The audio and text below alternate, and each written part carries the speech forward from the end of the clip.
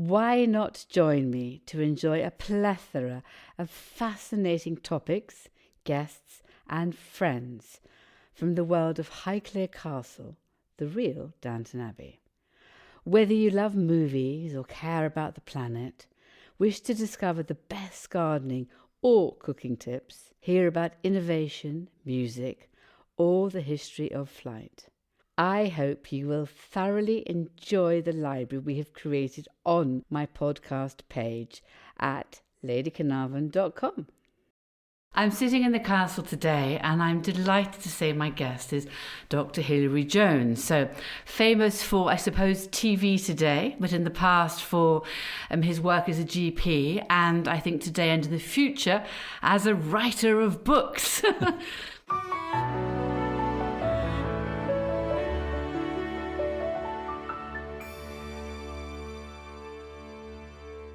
So welcome. Thank you so much for joining me here today. Lady Carnarvon, it's a pleasure. Absolute pleasure. But of course, I'm absolutely thrilled because you began your career in the GP world not far from here at Basingstoke. That's correct. I joined the general practice there, and it was a time when general practice was a little bit more exciting. We would do our own minor ops as well as seeing patients in the surgery. We would have our own obstetric list. We would visit people at home and see people in crisis before the ambulance got there. So these were different times in general practice, and I think it made it a lot more adventurous and a lot more fun. It has evolved. The challenges are very different now, and I think part of that job has changed accordingly, and it's not quite as much fun as it used to be. Well, you say it's fun, but from a patient's point of view, when I grew up in London, we had a doctor, Dr. MacLeod, who again used to do home visits. And I'm one of lots of girls. So if there was enough of us ill, it was better for her to come to us than for us to go to her. And she was a no-nonsense Scottish doctor, as per the name. And she also gave you jabs in the arm in a quite no-nonsense fashion as well. I can imagine. But it was a slightly different world, and I felt they were perhaps more all-encompassing in what they were able to offer you as a patient, from my point of view, I suppose. That's right. It wasn't very long before that GPs would take out tonsils on the kitchen table of people's houses with a little guillotine machine. I wasn't part of that era, but not far afterwards.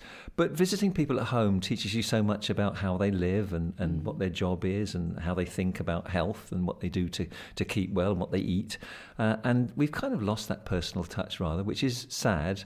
And I regret to say that I don't think it'll ever come back quite as in the same way.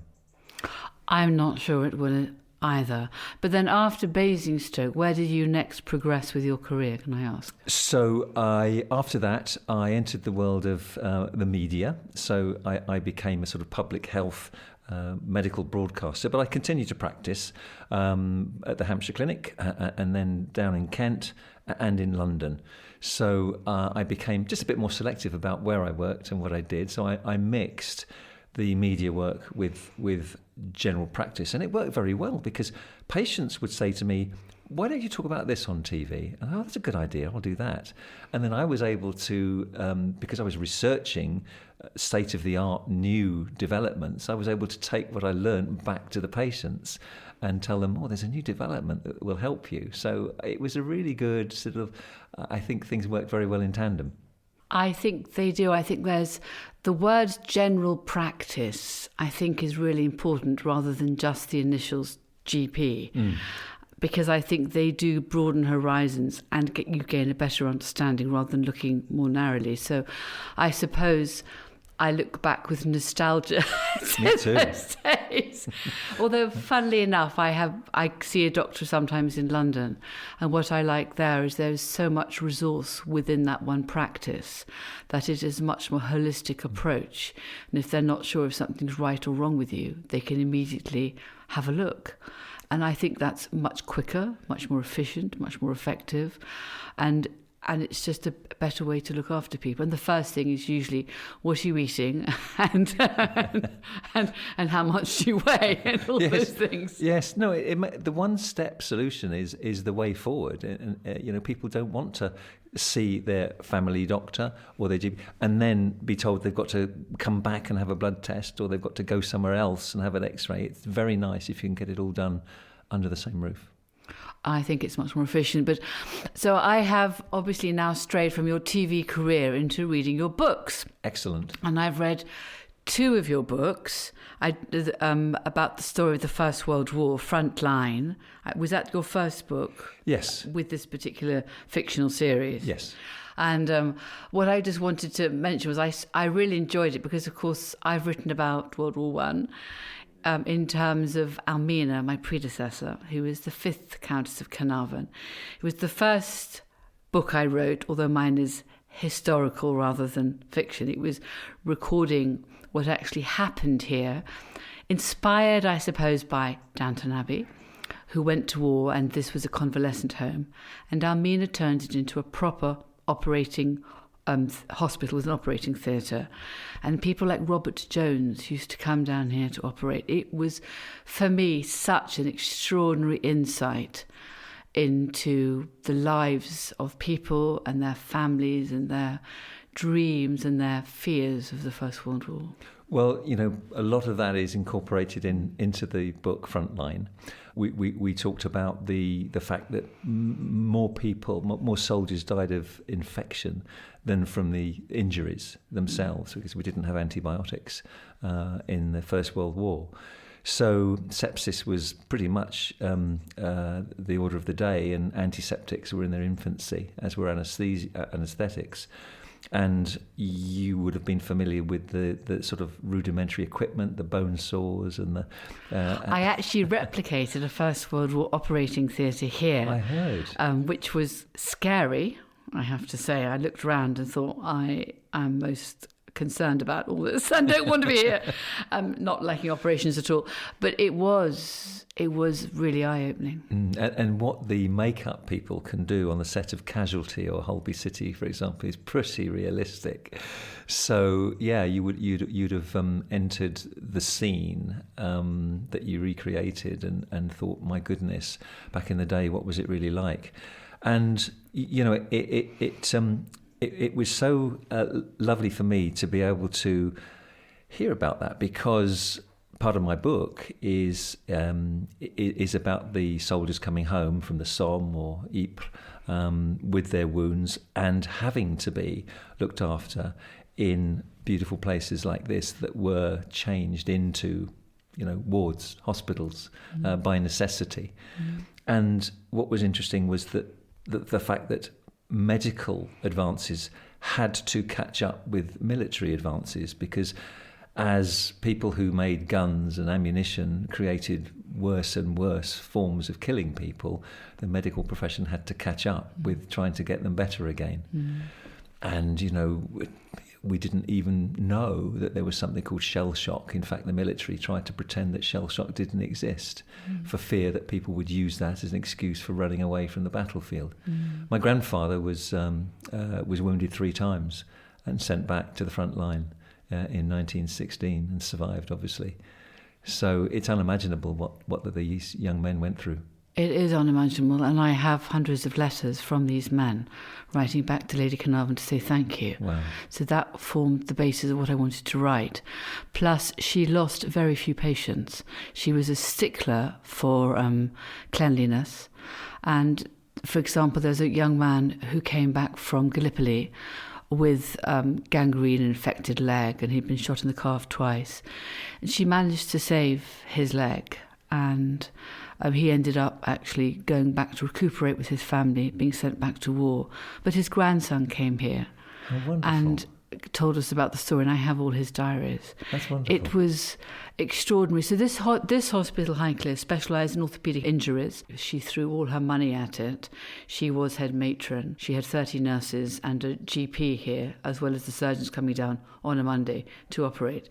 But above all, there's this one extraordinary lady, 5'1", if that tall, who was just this amazing matron who'd found her raison d'etre in life. So I was in the Army Medical Corps trying to read and research things, which obviously came so easily to you in your book Frontline. I was reading it thinking, he knew all this. I had to spend ages looking for it. And what's extraordinary was in the lovely tour that I've just had the privilege of having, and the folly on top of the hill, it's reminiscent of a chapter in my book where the heroine, Grace, is brought up in a place called Bishop's Cleeve in Gloucestershire. Which I love too. So I liked that. So she goes to the folly at the top of the hill and she climbs the trees. She's a bit of a tomboy. And of course she goes on to fall in love with a stretcher bearer, with Will. Who was amazing because he survived, because one of my characters coming back from Gallipoli crawled across the beach because all the stretcher bearers were killed. I mean, I think we sometimes forget about the deaths of the stretcher bearers and the surgeons who are at the front line, so often trying to do their best. So it's horrendous stories, and then the advance of medicine as well as a result of the horrendous casualties which incurred during it. And then you obviously take it through to what happened afterwards as well. So what inspired you to write a book about the First World War, Hilary? Well, it really came to me in the first year of the pandemic. So there I was sitting in the ITV studio, in isolation in the corner of the studio with Piers Morgan and Susanna throwing questions at me for 3 hours every morning for 2 years. And we were talking about the frontline staff in hospitals, the staff that people clapped for on a Thursday evening outside their front doors in the street. And we talked about the frontline NHS as heroes. And then we were in the middle of this COVID-19 pandemic, and it struck me that there were very huge similarities between what was going on then in 2019 and what had happened during the First World War when the Spanish flu came along in 1918 and actually killed more people than died in battle during the entire war. So I found myself thinking, well, you know, what about a novel talking about the frontline soldiers and how they then had to deal with not only the horrors of war, but the pandemic that ensued and the mystery of where the Spanish flu of 1918 came from and how it swept the globe. Yes. And at the time, we didn't have any of the means of treating patients for it then. And it killed the healthiest and the fittest people because they had the best immune systems, and there was some sort of interaction between the immune system and the virus which made it difficult to survive. So it was the opposite of what we usually see with people who are very young or very old being the most vulnerable. It was actually the fit, healthy soldiers. And it still remains a bit of a mystery. But I started to write as an antidote to working hard during the pandemic. And I found myself thoroughly enjoying it. How long did the first book take you to write? Not very long. It just wrote itself. There I was thinking in every spare moment, what's going to happen next? I think I probably wrote it in about 5 months. Goodness me. And then that was obviously published and you followed with a second book. So when was that brought out? So the second book came out a year later. Right. And that takes us through the interwar years. So the recovery from the First World War, the treatment of the disabled, the people who'd been injured, the prosthetic limbs, places like Roehampton Hospital, which specialised in that, and the advances in prosthetic limbs. We talked about the bright young things who had the money, and they parted and they profligately spent their money whilst everybody else was in the depression, the economic depression and suffering. Do you know, I accept what you're saying there, but I found Evelyn Waugh's books, who in some ways best characterised those times. I think he was the most extraordinary novelist, and some of his books reflected the very brittle, lost, hard spending, hard living, but lost bright young things, Yes. so you call them, of that time. And I don't think they were very happy young things. They were lost young things. They were. And it was a very difficult time. And equally well, there was the beginning, I think, of national insurance, but it was very borderline.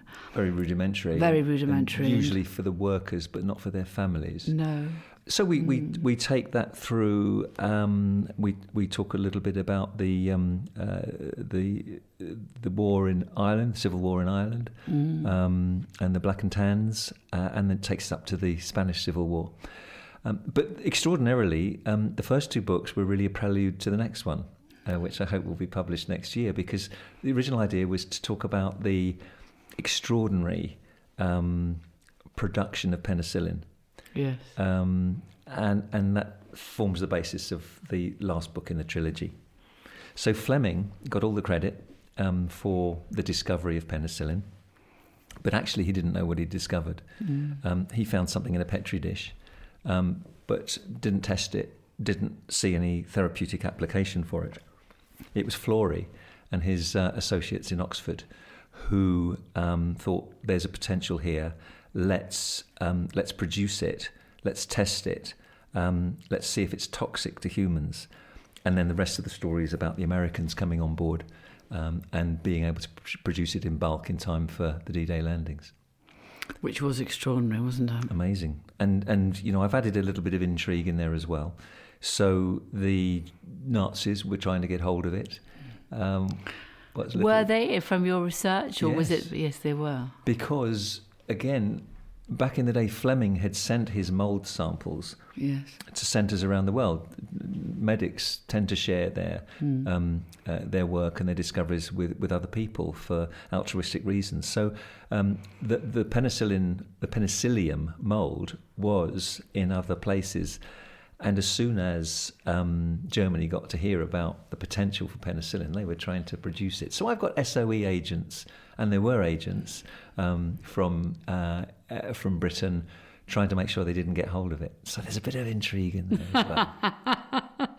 That's fun. It's extraordinary how as you get older, I think, vital understanding biology, which I studied at school and I'm afraid dropped in favour of writing classes, if you like, history and English, etc. Yeah. But how as you get older, how important they are to understand and how to our health and to living longer. Yeah. And I sort of spend so much more time now poring over and thinking, oh my goodness, I wish I'd been a better student. Well, I funnily enough, I did all of the wrong A-levels. I did English, history and French, trying to not do what my dad had done, which was general practice. But it was invaluable.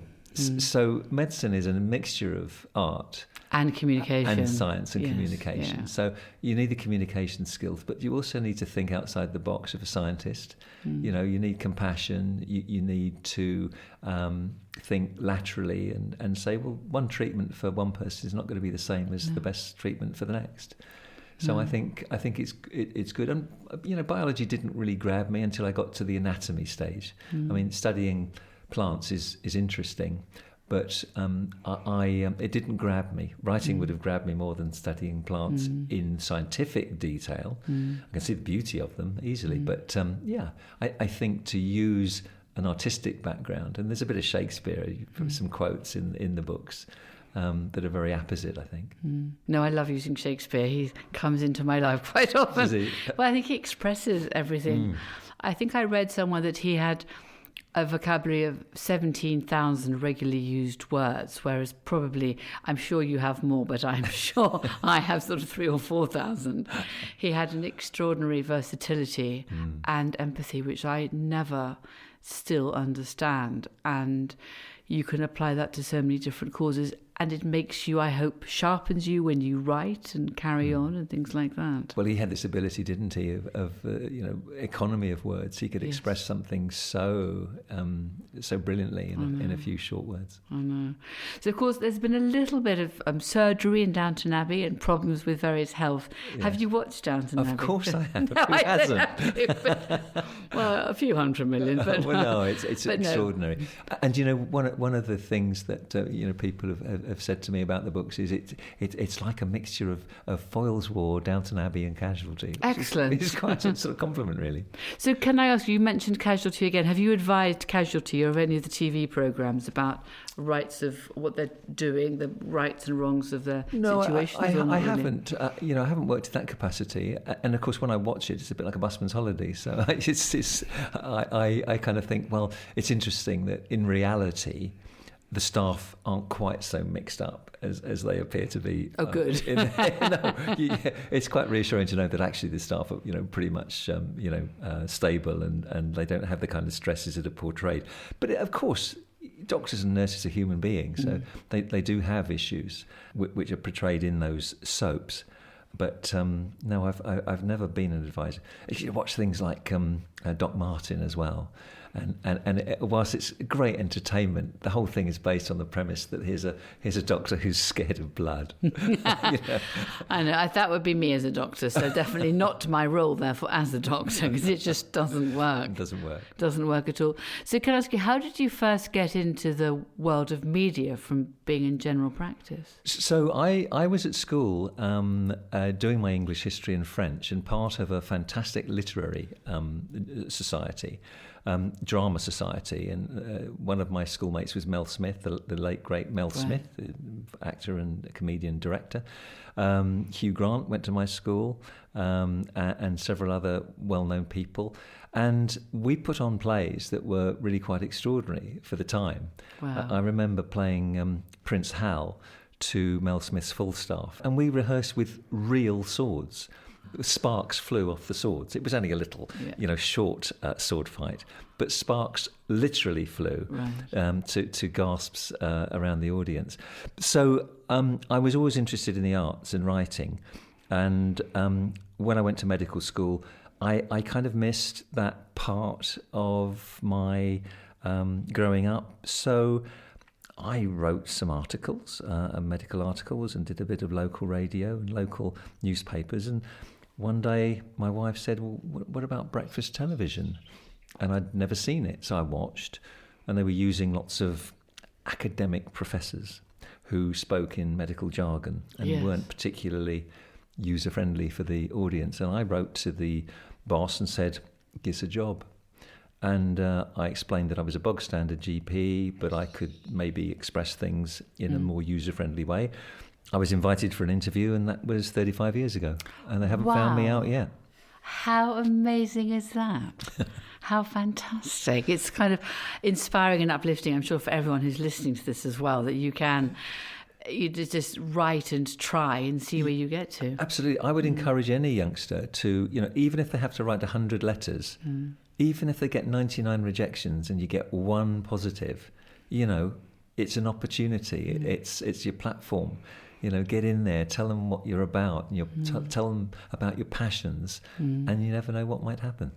So that was extraordinary. That was one section of your life. And then I think for all of us, the years of COVID have been almost a framed section of our life, where many people have had to deal with terrible tragedy. Some people have fallen foul to long COVID, healthy or not healthy. It seems to be quite tricky to understand however much we read about it or understand where it's going. But there you were every day trying to make sense of statistics or give advice. That must have been quite stressful, or you must have felt quite a responsibility. Absolutely. It was very nice that within a few weeks or months, people would say, you've become our go-to person because there's clarity and there's consistency and there's logic. It was a time when there was a lot of confusion. Yes. Some experts were saying one thing and other experts saying another. Government was sometimes listening to their scientific advisors, sometimes ignoring them. Yeah. Equally, I was aware that other people with very little medical knowledge, if any, would believe in all sorts of conspiracy theories, which were quite detrimental on social media to everybody else. Yes. And yes, I had hate mail, and I had anti-vaxxers camped outside my house, as many healthcare professionals did.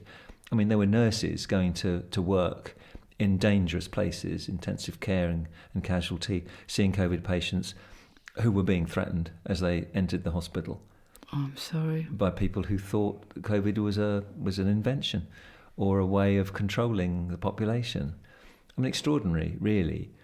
I don't know how you combat the kind of theories that are expounded on social media by people who call themselves influencers with not an O level in biology to their name. Even more important these days to look for reputable, reliable information from people who are qualified, who have no axe to grind, who go through all sorts of hoops and loops to avoid conflict of interest and have no interest commercially in anything. Those are the people we should be listening to, not the noise in the background. I completely agree with that.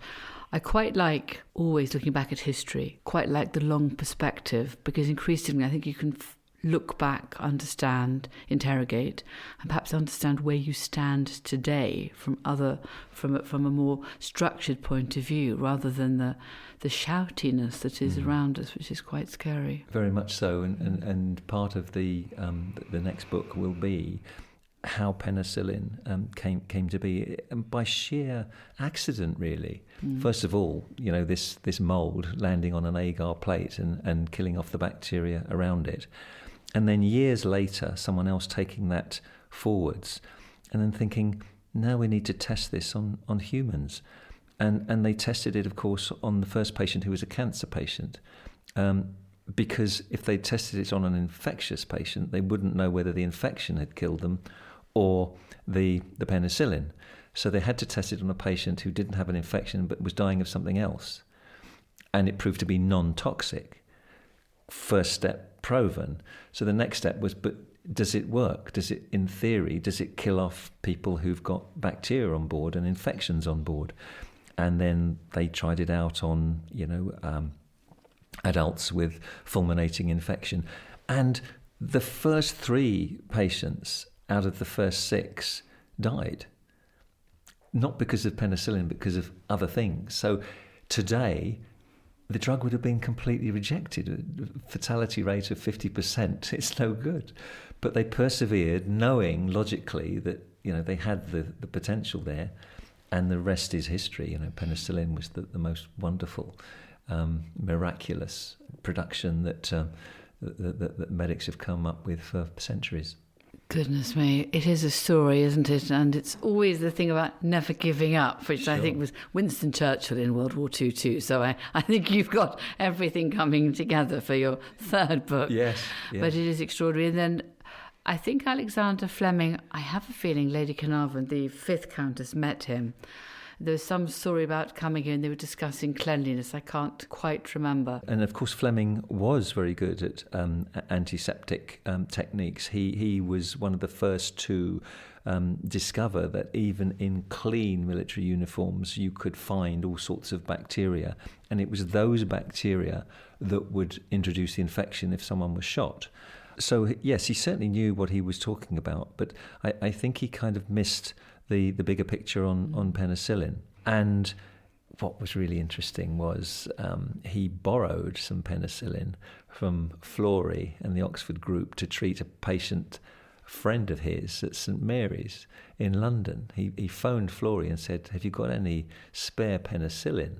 And Florey felt duty obliged to go to St Mary's on the train, give Fleming some penicillin for his patient. The patient made a miraculous recovery, and boom, the newspapers exploded with St Mary's Hospital have got the answer to infection, and all the glory came their way because they needed the money. And in Oxford they said, well, this is we've done this, where's our credit? and Florey said, we don't want too much credit because people will be writing to us, begging us to save their families' lives. But we don't have the penicillin. It would be quite unfair to pretend that we do. So we want to damp down all the publicity, whereas in London they were lapping it up. So again, back to publicity, PR and the struggles therewith.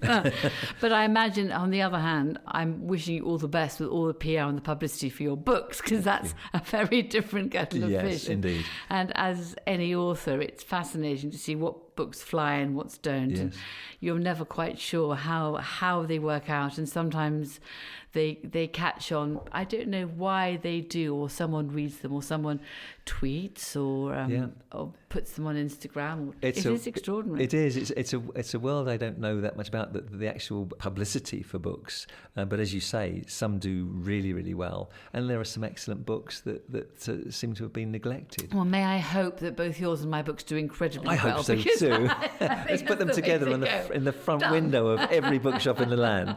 For sure. Thank you so much for coming along today. It really has been such a joy. Thank you. Thank you, Lady Cannava.